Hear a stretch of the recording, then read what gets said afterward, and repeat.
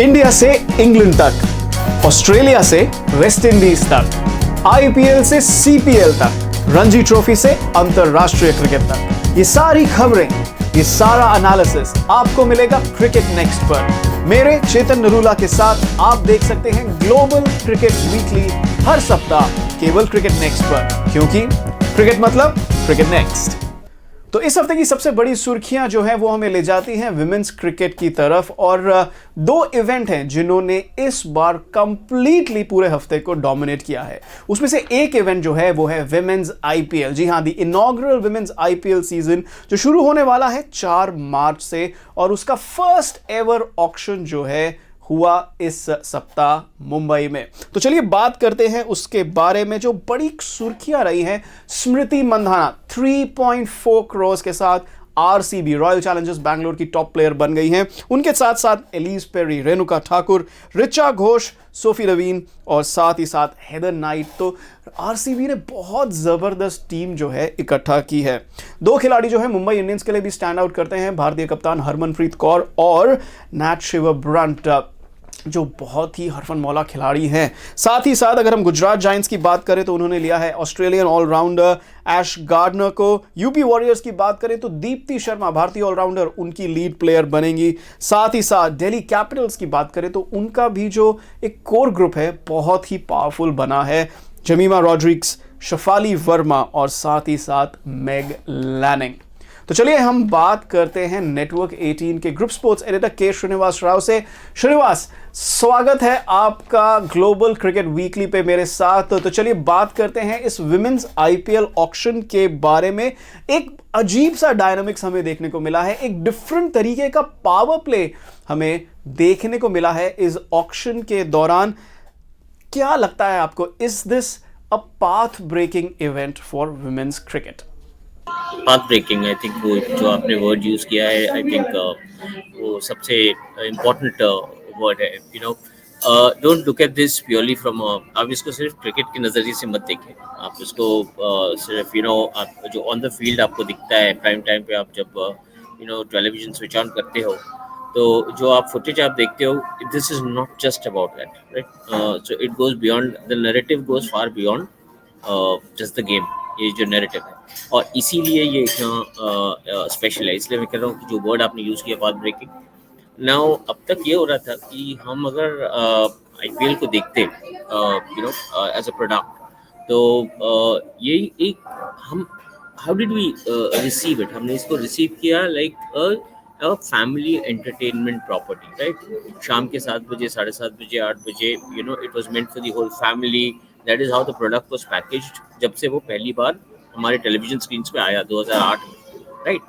But over a period of time क्या हमने इस चीज़ को नोटिस किया कि while it was packaged as an family entertainment product, at the end of the day वहाँ पे 22 लड़के जो हैं वो ऑन द फील्ड जा रहे थे, राइट? तो eight the end of the day वो जितना भी फैमिली एंटरटेनमेंट आप उसको पैकेज कर लें, जो इवेंचुअल प्रोडक्ट था, that was about 22 boys walking out of the field. तो वहाँ पे जेंडर न्यूट्रलिटी जो जिसकी हम बात करते हैं, वो चीज़ तो थी नहीं, राइट? तो उसको कहीं ना कहीं आपको बैलेंस आउट करना था। So look at it from that perspective, वो एक नैरेटिव है। दूसरा, आप इसको कमर्शियल पर्सपेक्टिव से देखिए। From a commercial stand point, आज तक हमने जो भी from a branding marketing exercise जो भी देखा है, you have looked at it from a male centric space, right? So आपको आपको नाउ आपको अपना नजरिया बदलना पड़ेगा, राइट? आपको एक इसको पूरी दूसरी नजरिए से देखना पड़ेगा। आपको एक एग्जांपल देता हूँ मैं। Look at what the FMCG space, the fast moving consumer FMCG space क्या कर सकता है। अभी मैं आपको एक एग्जांपल देता हूँ। Gillette has such a huge presence in Indian cricket, right? Because again it's a male driven spot. तो आप उसी में देखिए कि ब्रांडिंग जो है आगे जाके, sky is the limit in terms of जो नए brands will look to get into the space. And actually अगर आप ये पूछ रहे हैं तो एक और चीज़ मेरे ख्याल में आता है, जहन में आता है। आप शेफाली को देख लीजिए, 19 साल की बच्ची, रोहतक से है, हरियाणा से, okay? It's been ingrained in my mind since forever that Haryana is a state, जब मैं उसकी बात करता हूँ, तो पहला चीज दिमाग में क्या आता है? पहला चीज तो दिमाग में यही आता है ना कि आप एक पेट्रियार्कल सोसाइटी के बारे में बात कर रहे हो, क्योंकि ये चीज आपके दिमाग में डाली गई है, राइट, हमेशा से। But if you close your eyes today and you will think of a national icon from Haryana, अगर आप सोचो इस बारे में, आप आंख बंद करो, 9 times out of 10 it will be a girl, not a boy, who's brought some kind of Olympic glory. तो मैं ये कह रहा हूँ कि आप उस स्टेट को देखिए जहाँ से शेफाली आ रही है, क्या wonders something like a girl can her like her can do to the space. जी हाँ, आपने यहाँ पर ब्रांड इमेज की बात की है, तो दो खिलाड़ी जो हैं वो स्टैंड आउट करते हैं रॉयल चैलेंजर्स बैंगलोर के लिए। दोनों के दोनों 18 नंबर की जर्सी पहनते हैं। जहाँ पर मेंस क्रिकेट में है विराट कोहली, वहाँ पर है विमेंस क्रिकेट में स्मृति मंधाना। आरसीबी के पास ये दोनों बहुत ज़बरदस्त खिलाड़ी हैं। एक तरीके से क्या आप कह सकते हैं कि ब्रांड इमेज की जहाँ तक बात है, वहाँ पर आरसीबी ने बाजी मार ली है। हाँ हाँ, बिल्कुल बिल्कुल बाजी मार ली है इन terms of identifying with the number 18 Jersey. Okay, देखो, हर टीम ने कहीं ना कहीं एक अपने लिए एक स्पेस खड़ा किया है यहाँ पे। आरसीबी नहीं, पांचों की बात कर सकते हैं, पांचों ने कहीं ना कहीं अपने लिए एक यूनिक स्पेस खड़ा किया है। और पांचों, ब्यूटी इस ऑक्शन की ब्यूटी ये थी कि पांचों जो थे वो अलग अलग नजरिए से इस ऑक्शन में प्रिपेयर होके आए। सबका कोई एक ही ऑब्जेक्टिव नहीं था यहाँ पे कि भाई हमें स्टार प्लेयर को ही आइडेंटिफाई करना है या नहीं, हमें ग्रास रूट्स को ही आइडेंटिफाई करना है। तो हाँ, आरसीबी ने अपना एक नंबर 18 वाला कार्ड तो बहुत ही बेहतरीन तरीके से खेल गए वो। और 3.4 करोड़ फॉर स्मृति मंदाना, मैं कहता हूँ every single penny is worth the spend. Smriti Mandhana की जहां तक हम बात करें, जो ये ऑक्शन का उनकी वैल्यू रही है 3.4 करोड़। अगर आप देखा जाए सारी टीम्स के पास जो पर्स था वो 12 करोड़ का था, तो एक तरीके से एक चौथाई हिस्सा 25% ऑफ द पर्स उन्होंने जो है स्मृति मंधाना की ऑक्शन के लिए उन्होंने स्पेंड कर दिया। और अगर हम मुंबई इंडियंस की बात करें, वहां पर 1.8 3.2 करोड़, तो उन्होंने 5 करोड़ जो है दो खिलाड़ियों पे खर्च दिया। सिमिलरली दिल्ली कैपिटल्स की बात करें तो उन्होंने लगभग 5.5-6 करोड़ जो है 3 खिलाड़ियों पे खर्च दिया। एक पावर प्ले हमें देखने को आया है, लेकिन एक जो खिलाड़ी है वो स्टैंड आउट करती है, वो है स्मृति मंधाना।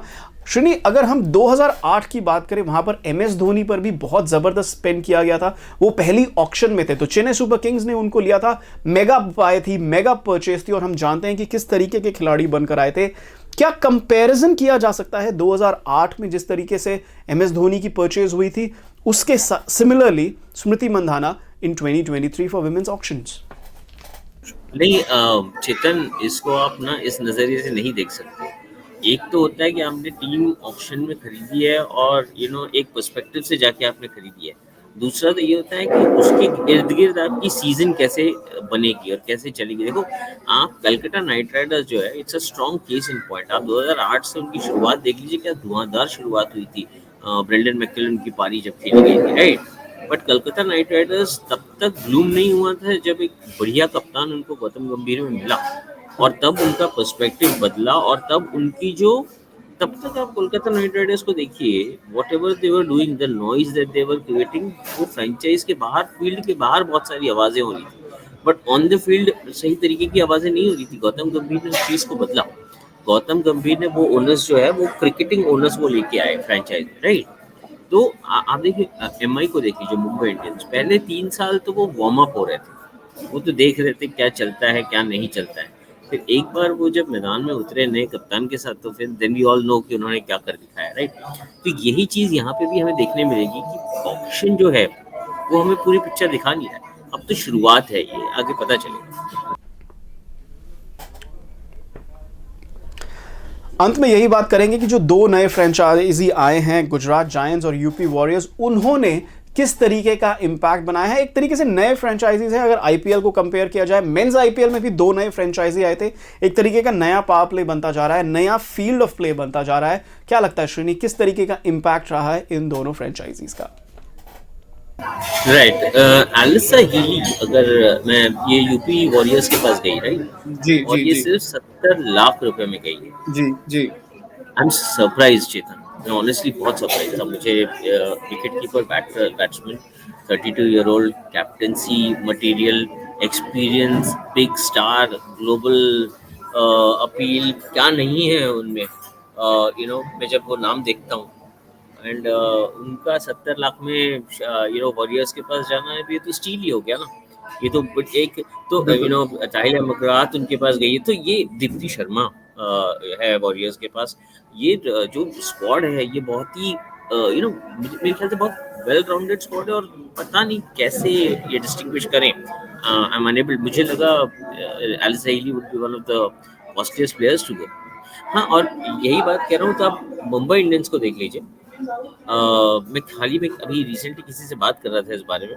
हरमनप्रीत डेफिनेटली एट 1.8 करोड़ मैं बोलूँगा Harmanpreet is a steal. She was extremely good, but where does my mind go जब मैं मुंबई इंडियंस की बात करता हूँ? मेरा दिमाग जाता है उस ऑक्शन टेबल पे, चेतन, जहाँ पे मिसेस नीता अंबानी बैठी थी और उनके बाजू में शार्लेट एडवर्ड्स बैठी थी। To me that is a picture, as beautiful a picture as it gets in terms of women's cricket. One lady who has shown great amount of a foresight, उनको sports में किस तरीके का उनको एक setup build करना है। आज एमआई की हम जब बात करते हैं तो हम कहते हैं कि ये वर्ल्ड का लीडिंग क्रिकेट क्लब है, तो obviously because there are people who have played a huge role in setting it up, right, उसको बनाने में, उस प्रोडक्ट को बनाने में। तो ऑब्वियसली मिसेस अंबानी का उसमें बहुत बड़ा योगदान रहा है, तो वो वहाँ बैठी है। उनके बाजू देखिए कौन बैठा है, one of the greatest captains that women's cricket has ever seen, one of the biggest names, वो शार्लेट एडवर्ड्स जो हैं। हाँ, क्रिकेटर तो बहुत बड़ी रह चुकी है, बट क्रिकेटर्स के अलावा उनकी ट्रॉफी कैबिनेट देख लीजिए, it is a success written over all over. जब ये, और उसके अलावा जो उन्होंने अलग अलग रोल्स निभाए हैं ऑल ओवर द वर्ल्ड, तो ये जब two women of these kind of accomplishments वो जब बैठती हैं तो it's such a great feeling. Same for Ahmedabad. आप देखिए some of the things that Mitali राज ने जो कहा है recently have really struck a chord with the ecosystem in terms of जो बात कर रही है, उनकी जो quotes है, उनका जो experience है, वो दिख के आता है। हालांकि उन्होंने अभी जो recently बात कही जहाँ पे उन्होंने ये किया, उन्होंने स्टेटमेंट दिया कि it is imperative that India में बीसीसीआई में विमेंस क्रिकेट का अपना एक अलग स्पेशलाइज स्पेस होना चाहिए। वो बहुत ज़रूरी बात है। तो ये सारी चीज़ें जो हैं अलग अलग जगह से अलग अलग तरीकों में देखने को मिल रही है। बहुत बहुत धन्यवाद श्रीनिवास राव हमारे साथ जुड़ने के लिए। ये थे नेटवर्क 18 के ग्रुप स्पोर्ट्स एडिटर जिन्होंने टिप्पणी दी है इस हफ्ते की विमेंस आईपीएल ऑक्शन पे, द फर्स्ट एवर। और जैसे कि मैंने कहा, याद रखिएगा 4 मार्च से 26 मार्च तक पहला सीजन विमेंस प्रीमियर लीग का खेला जाएगा। Women's cricket has changed for ever and changed for the better. साथ ही साथ आगे बढ़ते हैं जो इस हफ्ते की दूसरी सुर्खियां थी, और यह भी विमेंस क्रिकेट से रिलेटेड है। एक तरीके से विमेंस ऑक्शन ने उस पर थोड़ा सा पर्दा डाल दिया था, लेकिन यह ऐसा इवेंट है कि ज्यादा देर तक छुप नहीं सकता है। T20 world cup, women's T20 world cup is currently ongoing in south Africa. पहले 3-4 दिन का खेल हो चुका है, तो उसके बारे में अपडेट लेते हैं क्रिकेट नेक्स्ट की हमारी कोरेस्पॉन्डेंट सुरम्या कौशिक से। सुरम्या, यहाँ पे आपने एक ग्रुप की बात तो कर ली है, लेकिन दूसरा ग्रुप जो है वो बहुत इंटरेस्टिंग है क्योंकि उसमें भारतीय टीम है। भारतीय टीम ने पाकिस्तान को भी हराया और बहुत ही रोमांचक मुकाबला था जिसमें उन्होंने पाकिस्तान को रविवार को हराया। और ये सबसे बड़ी बात है कि वो मुकाबला और वो जो रोमांचक जीत है वो विमेंस ऑक्शन के एक दिन पहले, एक रात पहले हुआ है। एक तरीके से उसने ना मूड चेंज कर दिया है, मूड सेट कर दिया है going into that women's auction.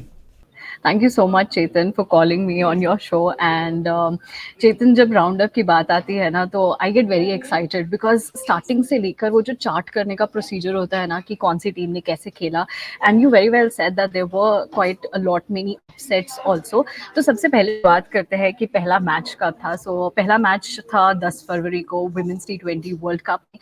वो मैच ही बहुत इंटरेस्टिंग था, Australia versus South Africa versus Sri Lanka के बीच। And actually when I am talking about Australia, मेरे दिमाग में अभी भी ऑस्ट्रेलिया घूम रही है क्योंकि ऑस्ट्रेलिया का जो अभी तक बिल्डअप रहा है वो बहुत अच्छा रहा है। बट फर्स्ट मैच के बारे में बात करते हैं तो south Africa versus Sri Lanka 3 run से जीती। And I was very surprise because ये जो आप सोचते हो कि यार कैसे जीत सकती है श्रीलंका टीम, बट हम 2 ग्रुप्स के बारे में बात करें तो श्रीलंका वो टीम है ए ग्रुप में जो अब तक अपने दोनों मैचेस जीत चुकी है, और उससे ऊपर आती है ऑस्ट्रेलिया की टीम, और ऑस्ट्रेलिया की टीम ने भी 2 मैचेस जीते हैं। One of my favorite matches अब तक Australia versus New Zealand. I was not planning and I was not even thinking कि New Zealand इस तरह से हारेगी ऑस्ट्रेलिया से. I remember 173 रन बनाए थे ऑस्ट्रेलिया ने उस मैच में, एंड जो न्यूजीलैंड की टीम है वो सिर्फ 76 रन बना पाई थी. So 97 run loss for New Zealand team was very shocking. Yes, Chetan. तो ये था राउंड अप. देखना होगा कि किस तरीके से स्मृति मंधाना वापसी करती है भारतीय टीम में वेस्ट इंडीज के मुकाबले के लिए. और सबसे बड़ी बात, शनिवार को जो मुकाबला है, जैसा सुरम्या ने कहा, इंग्लैंड भी है भारतीय ग्रुप में. तो शनिवार को भारत बनाम इंग्लैंड जो बड़ा मुकाबला है इस T20 वर्ल्ड कप का, देखना होगा कि स्मृति मंधाना का जो रिटर्न है वो कैसे भारत को प्रोपेल करता है इस 2023 विमेंस T20 वर्ल्ड कप में. आगे बढ़ते हैं और विमेंस क्रिकेट से अब हम जाते हैं मेंस क्रिकेट की तरफ. और मेंस क्रिकेट में सबसे बड़ा इवेंट तो हो रहा है भारत में, और वो है बॉर्डर गावस्कर ट्रॉफी. नागपुर में पहले टेस्ट मैच ने भारत ने ऑस्ट्रेलिया को 2.5 दिन में, केवल 2.5 दिनों में पछाड़ दिया है. Innings and 132 runs, a mega victory for the Indian team. और 1-0 की बढ़त ले ली है 4 मैच की श्रृंखला में. और यहां पे ऑस्ट्रेलिया के बारे में बात करनी होगी. 177 and 91 runs. 177 in the first innings. पहले टॉस जीत के बल्लेबाजी की, 177 ऑल आउट. फिर उसके बाद जब इनिंग्स लीड ले ली भारत ने, 91 ऑल आउट. और सबसे बड़ी बात ये रही, 91 ऑल आउट जो हुआ है केवल 2 घंटे के सत्र में हुआ है. 2 घंटे से शायद 10 मिनट एक्स्ट्रा. उस एक सत्र में 10 की 10 विकेटें जो है ऑस्ट्रेलिया की लुढ़क गई. हमारे साथ बात करने के लिए बॉर्डर गावस्कर ट्रॉफी के बारे में है सीनियर स्पोर्ट्स जर्नलिस्ट, एंकर और एक्टर और हमारे दोस्त जेम्स ऑल्टर. जेम्स, आपका स्वागत है ग्लोबल क्रिकेट वीकली में. क्या लगता है आपको, ये जो एक तरीके से देखा जाए इतनी बड़ी हार, इतनी सारी बातें हुई थी कि ऑस्ट्रेलिया शायद भारत को हरा सकता है, पैट कमिंस की टीम लेगेसी बना सकती है, और अंत में हुआ क्या है, ऑस्ट्रेलियन टीम चक्कर खाकर गिर गई नागपुर में. हाँ चेतन, थैंक स्वागत फॉर द नाइस इंट्रोडक्शन. भाई मैं और जो हमारे रिपोर्टर हैं क्रिकेट नेक्स्ट के सौम्या, जो अभी आए हैं फिरोज शाह कोटला से, वो कह रहे थे कि अभी तो कोई आवाज नहीं आ रही है ऑस्ट्रेलियन कैंप से, और आवाज आएगी भी क्यों भाई, हैं धूल तो चटा दी, जैसे कि विनीत ने कहा था अपने एक लाइव से.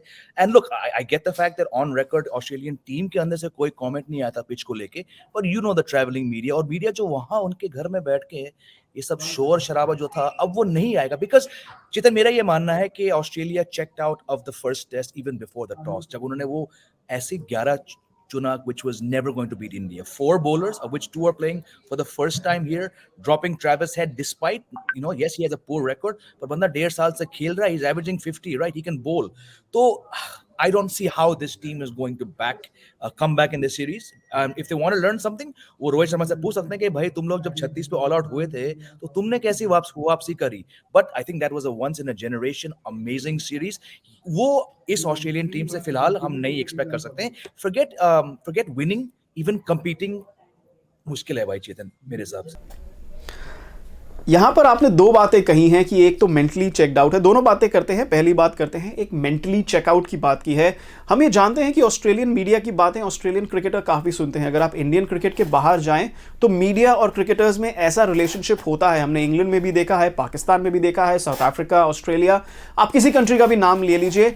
ऑस्ट्रेलिया में ज़्यादा देखने को मिलता है कि ऑस्ट्रेलियन मीडिया की बातें ऑस्ट्रेलियन क्रिकेटर्स ज़्यादा सुनते हैं. क्या आपको लगता है जो इतना बड़ा हुआ क्रिएट हुआ था, इतनी बड़ी बातें की गई थी पिच को लेकर नागपुर टेस्ट में, somewhere the Australian media has checkmated the Australian team? अपनी ही टीम को ऑस्ट्रेलियन मीडिया ने अड़ंगी दे दी है, आपको ऐसा लगता है? मैं बिल्कुल इस बात से सहमत हूँ. I think you summed it up really well. मैं तो देखना चाहता हूँ कि क्या वो द टेस्ट सीजन 3 आएगा भी, और अगर आएगा भी तो कितने एपिसोड या कितने चैप्टर्स इस बात पे जाएंगे जो तुम बोल रहे हो भाई. Because it's absolutely true, they didn't say anything, but ये बहुत सुनते हैं इनको, the travelling media, and they, like you said, they listen to them, उनकी राय लेते हैं. वो बोल सकते हैं कि नहीं बाहर की दुनिया है, बट एब्सोल्युटली इन दोनों का जो कनेक्शन है, it is very deep. And I think even if it's because इनके टीवी वाले बहुत बड़े होते हैं ना, इनके रिपोर्टर्स, एंकर्स, वो भले यहाँ नहीं हो, लेकिन वहां पे जो इनका इम्पैक्ट है, फॉक्स क्रिकेट वाले, all these networks, these people watch the players like a Kuhnemann, जो फिलहाल अभी तक यहाँ पे है, but before that he was not there. I am sure he was following every single thing that the Australian media were talking about. तो बिल्कुल 101% जो भी शोर शराबा इस ऑस्ट्रेलियन मीडिया ने की, आई stress on the fact that not just the travelling media, लेकिन उनके घर पे जो एंकर्स, जो स्टूडियोज, जो लोग वहां पे घर बैठ के सिडनी में, मेलबर्न में उन्होंने जो लिखा to get their view out, 101% it had an impact on this Australian team's selection as well as mindset. Mindset की बात की है आपने यहाँ पे। माइंडसेट का एक बहुत ज़बरदस्त पॉइंट है, जैसे आपने कहा 36 ऑल आउट हो गई थी भारतीय टीम एडलेड टेस्ट मैच में 2020-21 की श्रृंखला में, लेकिन उसके बाद ज़बरदस्त वापसी की थी, 2-1 से उस सीरीज को जीता था भारतीय टीम ने। यहाँ पर माइंडसेट की बात करें ना, तो वहाँ पे भारतीय कोच जब थे रवि शास्त्री, अब कमेंट्री बॉक्स में है, तो ऑस्ट्रेलिया टीम जाके उनसे सलाह ले सकती है। लेकिन ऑन अ सीरियस नोट यहाँ पे एक बात ज़रूर करनी होगी कि ये ऑस्ट्रेलियन टीम जो है वर्ल्ड टेस्ट चैंपियनशिप की रैंकिंग में सबसे ऊपर है, नंबर 1 टेस्ट साइड भी मानी जाती है, और वर्ल्ड टेस्ट चैंपियनशिप के फाइनल में भी एक पांव रखा हुआ है। वहाँ पे कंडीशंस उनके अनुकूल होंगे, तो एक तरीके से आप कह सकते हैं कि एक तरीके से फेवरेट्स हैं ऑस्ट्रेलिया वर्ल्ड टेस्ट चैंपियनशिप को जीतने के लिए। लेकिन एक माइंडसेट की अगर हम बात करें तो इस टीम के पास शायद वो माइंडसेट नहीं है जूझने के लिए भारतीय स्पिनर्स के साथ इस पिच पर। आपकी क्या राय है? बिल्कुल स्ट्रेंज बात है, पर वही है ना, अगर आप, चलिए मैं कहता हूं पैट कमिंस के कप्तान बनने से पहले लेट्स फॉरगेट व्हाट हैपेंड। अगर हम सिर्फ एशेज 2020-21 को देखें, 21-22 जब ये आए थे, घर पे people expect them to beat that England team which had not won anything for a long time. England team के जो रिवाइवल हुआ बेसबॉल फ्लैनेडिमकाना, वो आया था उस एशेज सीरीज के बाद, right? They go to Pakistan and they get roads, right? तो अगर आप एक्सपेक्ट करते हो कि जिस टीम ने, hats off to them, they won that series, it was tough cricket but they played on roads, right? फिर वो गए Sri Lanka because of the political and economic crisis, उन्होंने केवल 2 मैच खेले Chetan at the same venue, and matches had shades of each other, right? Spin dominated first test, but it was Australian spin. फिर उन्होंने वो debut दिया था, वो जयसूर्या नाम का था, and he smashed them, right? उसके बाद you go home, you beat West Indies, you beat one of the worst South African teams ever. तो अब इनकी बैक स्टोरी क्या है? वो यहाँ पे आ चुके हैं, but so many players just do not have enough success. Forget success, इनके पास ऐसे प्लेयर है जिनके पास अनुभव ही नहीं है इन कंडीशंस में खेलने का। वो जो इंडियन टीम गई थी वहां पे, yes, there was no Virat Kohli, they knew के कोहली एक मैच के बाद जाएंगे, दे न्यू के रोहित आ चुके हैं, बट क्या वो फिट रहेंगे? और खासियत उस 2020-21 सीरीज की ये थी Chetan, you know very very well, कि during and after every single test match Indian team के की पर्सनल इंजर्ड हो गए थे, राइट? वो यहां नहीं होगा, चलिए स्टार्क नहीं है, हेजलवुड नहीं है, कैमरन ग्रीन नहीं है, but they still have a pretty good option to pick from. लेकिन जब आप वो ऑप्शन पिक नहीं करती हो, आपने 6 महीने से बात किया, look India India India, we have Ishan Iyer, आपने अय्यर को खिलाया नहीं। तो यस, इट्स मैथमेटिकली पॉसिबल कि ये वापसी करें, लेकिन सोच, लैक ऑफ सोच से उस पहले टेस्ट मैच में गए थे। I think again it is set the tone for 4-0 India. और जहां तक भारतीय स्पिनर्स की बात हो, रविंद्र जडेजा की वापसी हुई है, रविचंद्रन अश्विन 450 पार, एक एवरग्रीन स्पिनर की तरह गेंदबाजी करा रहे हैं अश्विन। तो अश्विन जडेजा, साथ में आप अक्षर पटेल को लगा लीजिए, और कुलदीप यादव तो अभी बेंच पर बैठे हैं। भारतीय स्पिनर्स का जवाब नहीं है ऑस्ट्रेलिया के पास। 4-0 मेरी तो राय है कि आप भी यही प्रेडिक्ट कर रहे हैं। आपने एक बार हल्का सा मेंशन किया है, लेकिन यहां पे हमारे जो दर्शक है वो सुनना चाहेंगे 4-0। Is that what you are going for as well Jamie? I think Chetan, अगर 5% किसी के मन में डाउट था कि शायद चारों टेस्ट मैचेस के पिचेस सेम नहीं होंगे, वो नागपुर के बाद खत्म हो चुके हैं, right? And I am all for it. ये इंडिया है, आपको इंडियन कंडीशंस में जीतना है तो आपको इंडियन तरीके से खेलना पड़ेगा। This why I go back to the selection, right? सवाल का जवाब दूंगा मैं बहुत जल्दी, but India packed Akshar Patel, there was a temptation to play Kuldeep Yadav, but Akshar Patel की जो बैटिंग थी, that's the reason why he got picked. Wicket केवल एक लिया, लेकिन नंबर 9 पे आके 84 runs, vital. Jadeja, these guys batted deep. इनकी टेल इतनी लंबी थी कि भाई कब एलेक्स कैरी गया, कब बॉलर्स आए, it just goes back to selection. रही बात सवाल का, like I was talking to Soumya who just came from the Kotla, he's saying lunch on day 3 max. So I'm gonna copy his wisdom and say, हाँ, I still think ये day 4 तक नहीं जाएगा, लेकिन अगर गया चौथे दिन तक तो लंच से पहले कोटला का जो फेमस लंच है, सारे जर्नलिस्ट आराम से खा पाएंगे उसे। ये थे हमारे साथ जुड़ते हुए जेम्स ऑल्टर, बहुत बहुत धन्यवाद हमारे साथ जुड़ने के लिए ग्लोबल क्रिकेट वीकली पर। आगे भी हम आपके साथ जुड़ते रहेंगे। बॉर्डर गावस्कर ट्रॉफी के साथ ना एक और मिलती जुलती खबर है। जो अभी कारवां है वो नागपुर से दिल्ली टेस्ट मैच की तरफ आ गया है। लेकिन उससे पहले खबर आई है कि जो तीसरा टेस्ट मैच था धर्मशाला में खेले जाने वाला था, 1 मार्च से खेले जाने वाला था, उसका वेन्यू बदल दिया गया है और अब जो तीसरा टेस्ट मैच है वो इंदौर में खेला जाएगा। ये बात जेबी ने भी आपको मेंशन की थी कि वेन्यू में बदलाव हुआ है, सारी पिचेस अब बराबर की जा सकती हैं। तो ये जो तीसरा टेस्ट मैच है इंदौर में खेला जाएगा और इससे जो फैंस हैं उनको काफ़ी ज़्यादा परेशानी हुई है, क्योंकि अब आज जब हम रिकॉर्डिंग कर रहे हैं तो 15 फरवरी हो चुका है, तो यानी 15 दिन बचे हैं केवल 1 मार्च को होने में, जो टेस्ट मैच है शुरू होने में, और वेन्यू बदल दिया गया है। तो जो फैंस हैं उन्होंने अपनी सारी अरेंजमेंट्स कर रखी थी, ट्रैवल अरेंजमेंट्स कर रखी थी। धर्मशाला एक ऐसा वेन्यू है जहां पे पहुंचना इतना आसान नहीं है। तो चलिए हम बात करते हैं, फॉर्मर क्रिकेट जर्नलिस्ट हैं, ESPN क्रिकेट इन्फो के साथ काम करते थे नितिन सुंदर, और ग्लांस के प्रोडक्ट हेड भी रह चुके हैं, कंटेंट हेड भी रह चुके हैं, और उनसे हम चर्चा करेंगे। बतौर फैन हम उनको इन्वाइट कर रहे हैं आज, क्योंकि नितिन जो हैं अपने फ्रेंड्स के साथ धर्मशाला में पहुंचने वाले थे टेस्ट क्रिकेट देखने के लिए। इंडिया ऑस्ट्रेलिया कौन नहीं देखना चाहेगा, धर्मशाला के मज़े कौन नहीं लेना चाहेगा, इतनी हसीन वादियों के मज़े कौन नहीं लेना चाहेगा। लेकिन इस मौके से वो चूक गए हैं। स्वागत है नितिन आपका हमारे शो पर। व्हाट डू यू थिंक, ये कैसा एक्सपीरियंस रहा है आपका, थोड़ा सा बताएं हमें। आपने धर्मशाला को कब बुक किया, शेड्यूल जो है 8 दिसंबर को अनाउंस हुआ था, आपने कब बुक किया, and now what is going to happen that the cancellation has happened? Hi, Chetan. Thanks for reaching out. We've actually been planning this trip to Dharamshala for over a month now, right? And this is a group of about 15 of us from various parts of the country, and in a couple of cases from outside India as well. I myself, I'm in Dubai these days, a friend of mine from Singapore, a bunch of folks from Bangalore and other parts of India. Going to Dharamshala and watching a test match has always been a part of my cricket bucket list, right? It is one of the most picturesque stadiums in the world. Great weather, a great tourist location, and a nice pitch as well, right? And not what you would generally expect in one of the bigger centers in India. So it's a very unique experience. So this wasn't so much about just going and watching some test match between India and Australia, but to go to Dharamshala and watch a test match, right? So the moment we knew that this test match was going to happen there, we started making plans. We booked our flight tickets, obviously, before prices went up too high. We booked a big Airbnb villa to accommodate us for 15 of us for 5 days, 6 days, if you include the travel time as well. The only thing left was to get the actual match tickets. And we knew that generally tends to be a last-minute affair in India, but we factored that in as well. And we said, okay, maybe if required, a couple of us might reach Dharamshala a day earlier to go and collect the tickets in person. So we had done everything we could have from our end. And we were waiting, right, to find out when these tickets are going to go on sale. We have a couple of friends also who work at ticketing websites. So we were checking with them, when are these tickets going to go on sale? And even they had no idea. And then out of nowhere, these murmurs began that, this test match is probably going to move out. And a couple of days later, it's been...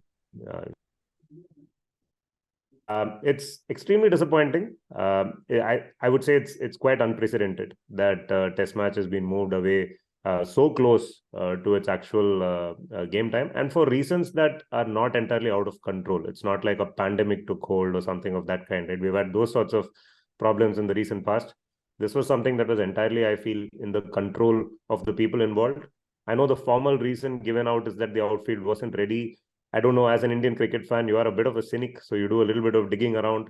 I do know that the state government changed in Himachal Pradesh late last year, and that this ground happens to be, a BJP stronghold. Maybe there was some dissonance over there that led to this happening. We don't know. There's just speculation from my end.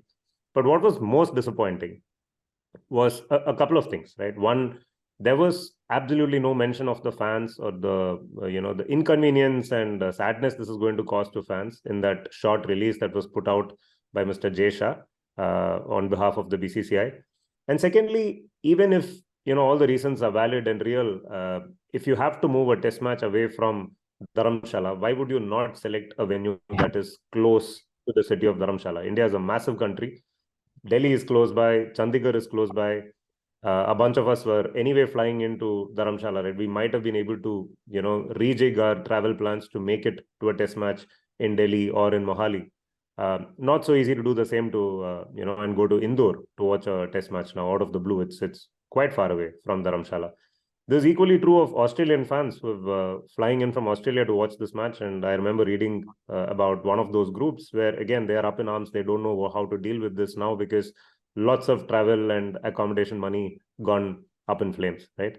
So those are the two real disappointing things. And a third thing, and this not so much as a traveling cricket fan, but just as a cricket fan, on what basis has Indore been allotted this test match?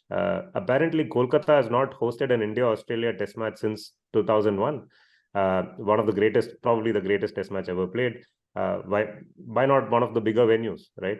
But I go back to why not just Delhi? Because Delhi is actually ready, right? It is going to host the second test match. There is a reasonable break between the second and third test. Surely the curators could have double shifted and got another track ready for the third test.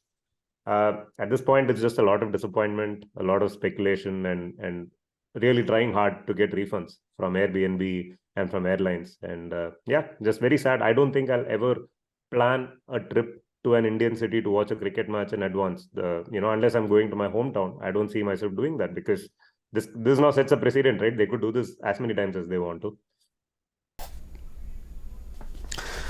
लेकिन बहुत बात की जाती है Indian fans के experience के बारे में। हमेशा ही फैंस का जो एक्सपीरियंस है भारतीय क्रिकेट को लेके, अगर आप टीवी पे नहीं देख रहे हैं, अगर आप ग्राउंड पर देख रहे हैं, तो ये जो एक्सपीरियंस है बहुत ही इन्फीरियर कहा जाता है एज कंपेयर टू अगर आप ऑस्ट्रेलिया चले जाएं, अगर आप इंग्लैंड चले जाएं। There is a lot of fan tourism, Indian fan tourism which is happening overseas. Bharat में भी हमें ये देखने को मिल रहा है जैसे आप अपने दोस्तों के साथ आना चाहते थे, लेकिन क्या चेंज होने की ज़रूरत है, क्या बदलाव होने की ज़रूरत है कि ऐसी जो वारदात है, ऐसे जो हैपनस्टांसेस हैं फैंस के साथ दोबारा ना हो। जो एक्सपीरियंस स्टेडियम में है उसको भी सुधारा जाए, लेकिन ये चीज़ें ना हो। ऐसी क्या बदलाव हमें देखना है इंडियन क्रिकेट में? I think you mentioned the in-stadia experience and what it says, right? I think that's symptomatic of how the board and the administrators look at the Indian cricket fan, right? Maybe the other boards need to go out of their way to make their cricket more accessible to the paying public, because cricket is not the biggest sport in any country, except for maybe India and Pakistan, right? And Pakistan has their own problems. If the BCCI had their way, I think they would love to hold cricket matches, in locked out stadiums. They don't want to deal with fans coming in. They make all their money from broadcast, right? So it sort of makes sense that they don't prioritize the fans' experience at all. And by the same token, they don't necessarily address the fans directly. They don't speak enough to them. The facilities within stadiums have always been quite pathetic, and that's something we always have to put up with.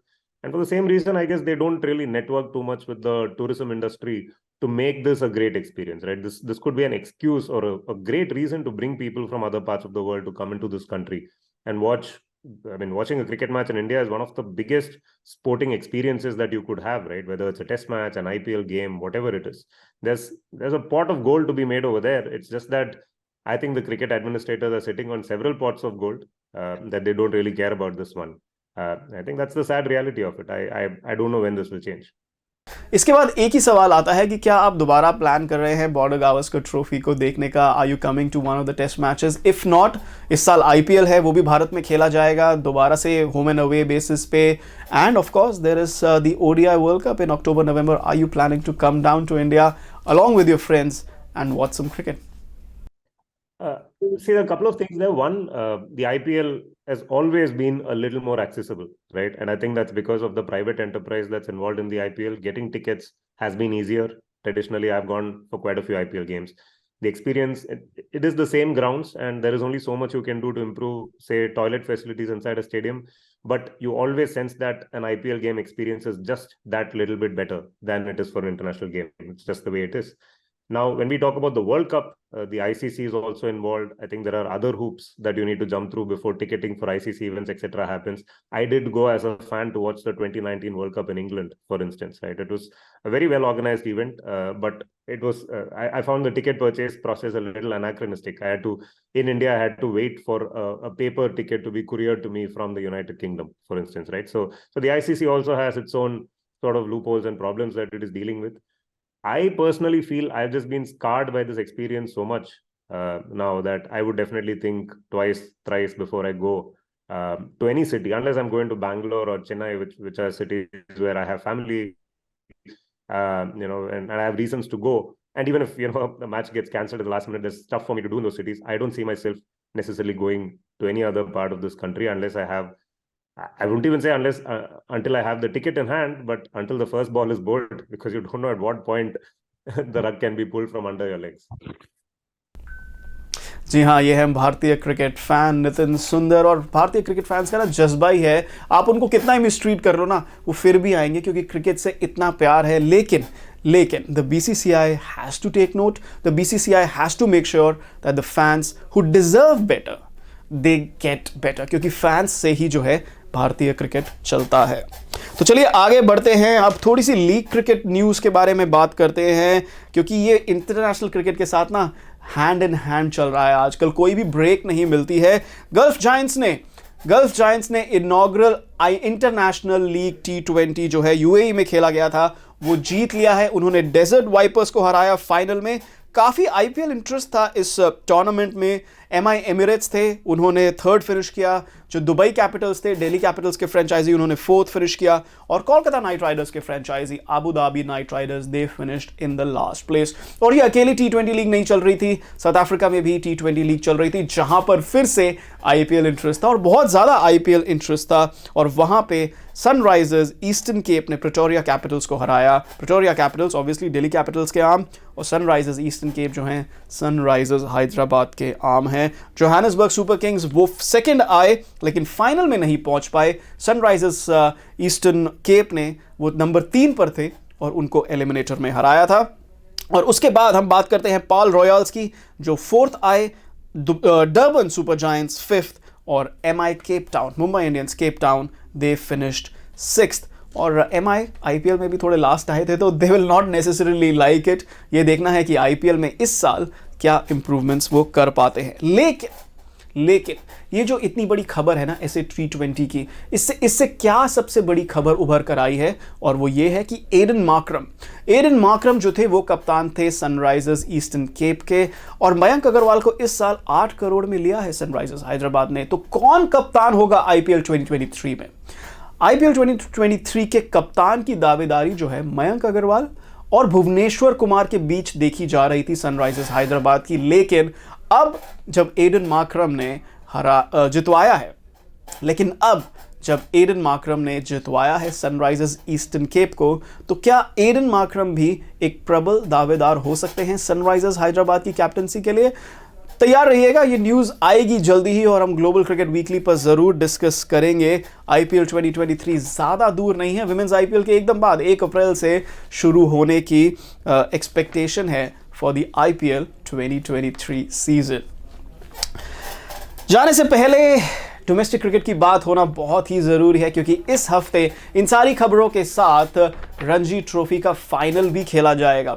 Saurashtra और बंगाल के बीच में ये final खेला जाएगा Eden gardens पर, और ये एक तरीके का रिपीट है। लास्ट टाइम जब सौराष्ट्र ने जीता था रणजी ट्रॉफी, तब उन्होंने बंगाल को ही हराया था। Can they B second time lucky, and this time playing at the Eden gardens. हमसे बात करने के लिए क्रिकेट नेक्स्ट के डोमेस्टिक कॉरेस्पॉन्डेंट सौम्य कपूर हमारे साथ मौजूद है। सौम्य, स्वागत है आपका ग्लोबल क्रिकेट वीकली पर। बताएं कि किसका पल्ला भारी है, किसका पल्ला भारी रहेगा इस रणजी ट्रॉफी के फाइनल में?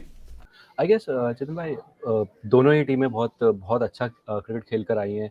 दोनों ही टीमें जीतना जरूर चाहेंगी। और मैं आपको बता दूं, जो पिछली बार सौराष्ट्र जीता था तो वो बंगाल को हरा के जीता था। तो बंगाल के पास वो एक रिवेंज का जरूर एक वो रहेगा, उनको रिवेंज जरूर लेना होगा। And what better than a final of a premier domestic tournament. अगर पलड़ा भारी होने की मैं बात करूं तो कहीं ना कहीं वो उनाटकट का फैक्टर आना, जो उनाटकट जिनको रिलीज इंडियन बीसीसीआई ने कर दिया था, बोर्ड ने, वो वापस आ गए हैं सौराष्ट्र के अंदर, तो वो कहीं ना कहीं शायद एज दे सकता है। लेकिन बंगाल के पास मनोज तिवारी भी हैं, जिनका एक्सपीरियंस और बहुत बढ़िया है और बहुत बड़ा है। तो ये कॉन्टेस्ट बहुत अच्छा देखने के लिए होगा। जहाँ तक रणजी ट्रॉफी की मैं बात करूँ तो रणजी ट्रॉफी में ऑलरेडी बहुत अच्छे मुकाबले हो चुके हैं, मतलब बहुत एंटरटेनिंग जिसे हम कहते हैं। अगर आप उठा के देखेंगे तो ड्रॉज दिखेंगे, लेकिन वो ड्रॉन मैचेस में भी बहुत इंटरेस्ट आया है। Teams have gone after the targets, big targets, जहाँ पे आपको तेज खेलने की जरूरत पड़ती है। तो वो एक बहुत इंटरेस्टिंग एंटरटेनिंग ये टूर्नामेंट हो चुका है already, and I am really looking forward to the final as well. जी हाँ, आपने जयदेव उनाडकट का नाम लिया। 17 विकेट लिए थे उन्होंने 3 मैचों में और उसके बाद उनका भारतीय टीम में सिलेक्शन हुआ था बांग्लादेश टूर के लिए और अभी ऑस्ट्रेलिया सीरीज के लिए भी, लेकिन वो खेले नहीं है कोई टेस्ट मैच और उन्होंने रिक्वेस्ट करके रिलीज लिया इस रणजी ट्रॉफी के लिए। लेकिन एक नाम, आपने मनोज तिवारी के एक्सपीरियंस के नाम की बात की है, लेकिन मोहम्मद शमी जो हैं बंगाल की टीम में शायद ना दिखाई दे, तो शायद जैसे आपने कहा कि शायद इससे थोड़ा जो पल्ला सौराष्ट्र का भारी रहेगा। आपके हिसाब से इतना लंबा सीजन रहा है रणजी ट्रॉफी का, what has been the one highlight, एक स्पेशल हाईलाइट इस रणजी ट्रॉफी की क्या रही है? मेरे ख्याल से पिछले जो सेमीफाइनल बंगाल और एमपी के बीच में हुआ था, डिफेंडिंग चैंपियंस को उस तरीके से हराना, और वो आसान नहीं होता, हराना ही आसान नहीं होता, क्योंकि वो कहीं ना कहीं एक माइंड सेटअप लेके आते हैं। एंड अब अगर मैं एमपी की बात करूं तो वो पहले 5 मैच में 32 पॉइंट लेके बैठे थे, यानी कि दो मैचेस उन्होंने बोनस पॉइंट के साथ जीते थे। उसके बाद उन्होंने एक मैच हारे इनिंग से, फिर एक ड्रॉ किया, फिर वो सेमीफाइनल में आए, तो कहीं ना कहीं क्वार्टर फाइनल जीते, फिर वो सेमीफाइनल में आए, तो कहीं ना कहीं शायद मोमेंटम इधर उधर जरूर हुआ था। लेकिन वो टीम बहुत स्ट्रांग है, टीम बहुत स्टेबल है और वो जीतना जानती है, और उस टीम को इस तरीके से हराना, I mean all credit goes to Bengal. तो मेरे लिए वो सेमीफाइनल शायद एक हाईलाइट जरूर रहेगा इस सीजन का।